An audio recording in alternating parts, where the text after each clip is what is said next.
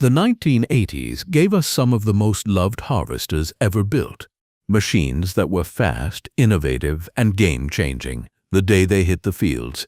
Farmers praised them, bragged about them, and trusted them with their entire crop. But then the problems started. Breakdowns, parts shortages, maintenance nightmares, and designs that aged badly turned these once-loved machines into bitter disappointments. Get ready, because these are the 10 harvesters from the 1980s that farmers loved until they didn't. Number 1. John Deere 6620 Titan II. When the John Deere 6620 Titan II was introduced, it instantly caught farmers' attention. Deere marketed it as the next big leap in mid-sized harvesting. It featured improved cleaning capacity, more horsepower, a refined threshing system, and a cleaner sample than anything in its class. Many farmers who traded in their 6600s believed they were upgrading to the combine that would dominate the entire decade. And for a while, they were right.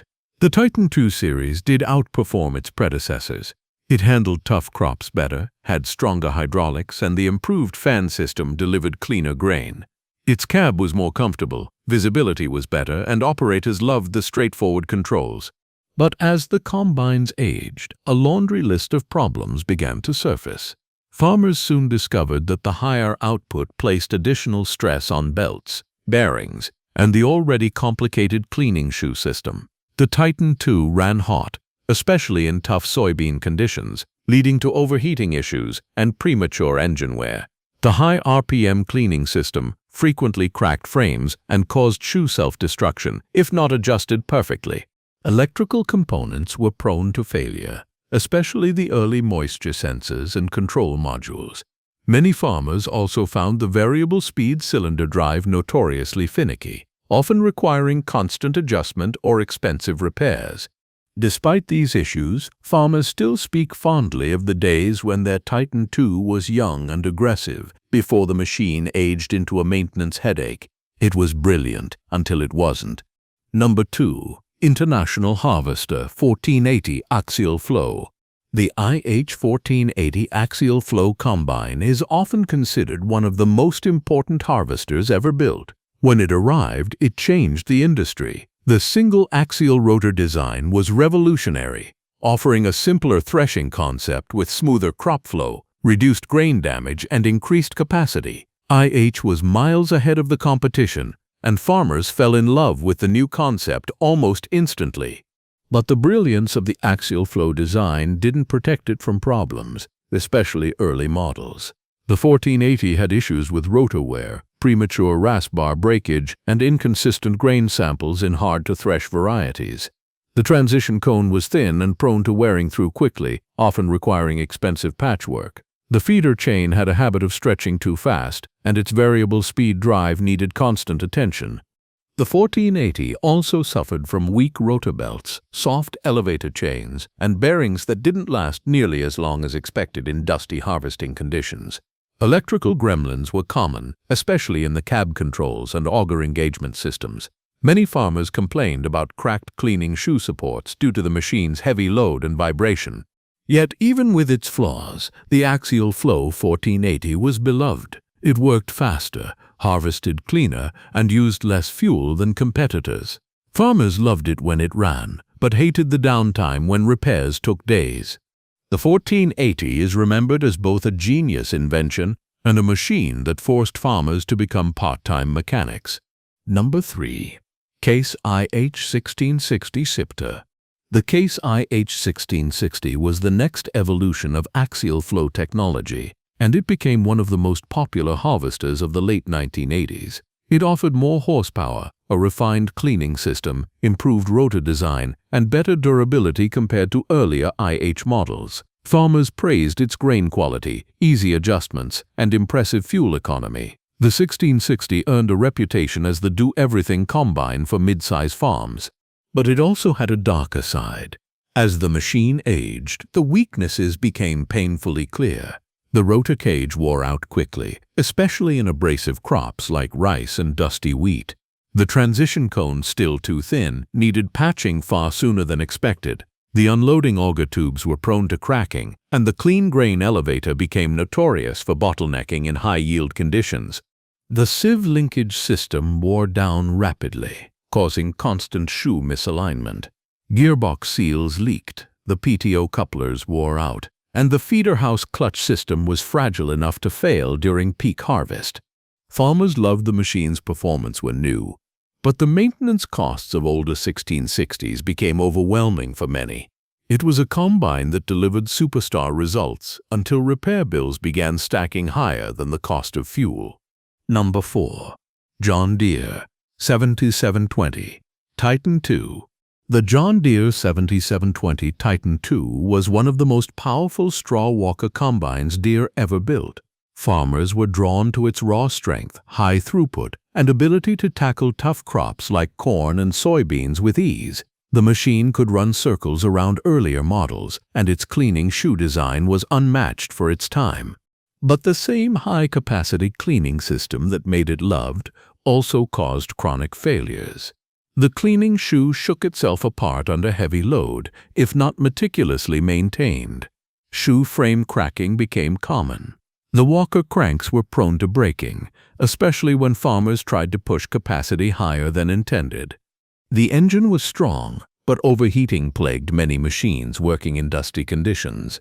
Variable speed drives were expensive to repair and required perfect maintenance. Electrical components, especially in later models with more sensors, developed gremlins that caused random shutdowns. Farmers loved the power of the 7720, just not the repair bills. It was a masterpiece, but an expensive one to keep alive. Number 5. Gleaner N6. When Gleaner introduced the N series, especially the N6, it was hailed as one of the most innovative harvesters in agriculture. The transverse rotor system was unique, the cab was futuristic, and the machine offered gigantic capacity for its time. The N6 could eat through acres at a pace no other 1980s combine could match.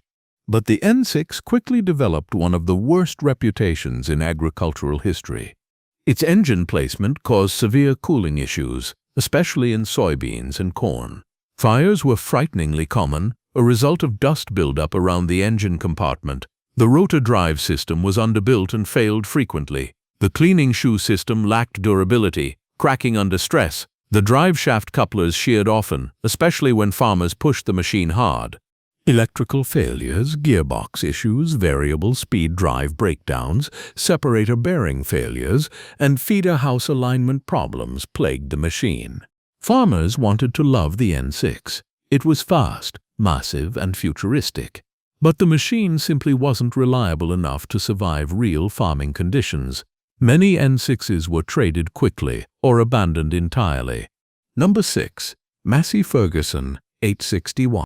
The MF 860 was one of the most advanced combines of its decade. It introduced a massive threshing and separating system, improved hydraulics, and better cab comfort than earlier Massey models. Farmers were excited about its ability to handle wet fields and heavy crops while delivering clean grain samples and impressive capacity.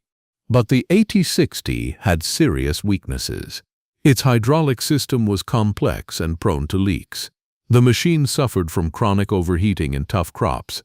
The straw chopper bearings failed often, and the clean grain elevator couldn't keep up with the machine's capacity. Gearbox failures became a nightmare, and the machine's wiring system aged poorly. Farmers praised its performance when new, but as repairs stacked up, the love faded fast. The MF 860 became known as a combine with brilliant ideas but fragile execution. Number 7. New Holland TR85. New Holland's twin-rotor system was revolutionary. The TR85 was a powerful machine that delivered smooth threshing, reduced grain damage, and impressive capacity for its class. It was gentle on crops, excellent in canola and wheat, and farmers loved how easily it handled varying crop conditions. But twin rotors meant twice the moving parts, twice the complexity, and twice the maintenance. Rotor bearings wore out quickly, drive belts were constantly under strain and needed frequent replacement. The machine's electrical system was notoriously unreliable. Cleaning shoe vibration cracked frames, and the feeder system struggled if not perfectly adjusted. Repairs were expensive and time-consuming due to the complicated twin-rotor layout. Farmers who loved the TR-85's performance hated the repair hours required to keep it running through a full season. Number 8. Claas Dominator 96. The Claas Dominator 96 brought European engineering to North America with its advanced threshing system, efficient grain cleaning, and elegant build. European farmers loved the machine, and early adopters in the US were impressed by its quiet cab and low fuel use. But the machine wasn't designed for American conditions. Dusty environments clogged radiators constantly. Parts were expensive and hard to source. The electrical system was sensitive to humidity and crop residue. The feeder house was prone to cracking when used with large North American headers. Farmers loved the machine's performance, but the support network wasn't strong enough to keep it alive. Number 9. Versatile 5000s. Versatile entered the combine market aggressively with the 5000 series. The machines were huge, powerful, and capable of harvesting at impressive speeds. The 5000 had a massive grain tank, strong hydraulics, and one of the widest cleaning systems in its class. But its size also became its downfall. The combine was too heavy, causing drivetrain failures and excessive tire wear. The unloading auger gearbox failed frequently due to stress. The machine ran hot, and overheating caused engine failures. The cleaning shoe shook itself apart, especially when the machine was pushed to capacity. Farmers who loved the machine's power eventually grew tired of its fragile build. Versatile tried but failed to fix the systemic issues. Number 10. White 9700. The White 9700 was a comfortable, well-designed machine that farmers initially appreciated. It had a quiet cab, good grain quality, and a unique threshing system that handled crops well. But White struggled financially, and parts support became a major issue. Gearboxes failed often, and the machine had a reputation for eating belts faster than any competitor. The cleaning shoe was sensitive to adjustments, and the feeder system struggled in tough crops. Farmers didn't hate the machine, but they couldn't rely on it long-term. As White slipped out of the market, the 9700 was left without support, dooming even the best-maintained units. These harvesters started as heroes, but issues behind the scenes told a very different story. Still, their innovations shaped today's harvesters in ways many people never realized. If you enjoyed this look at machines farmers loved and later regretted, hit like, subscribe, and tell me which one surprised you the most. Thanks for watching, because the next video dives into even more farm legends with shocking histories.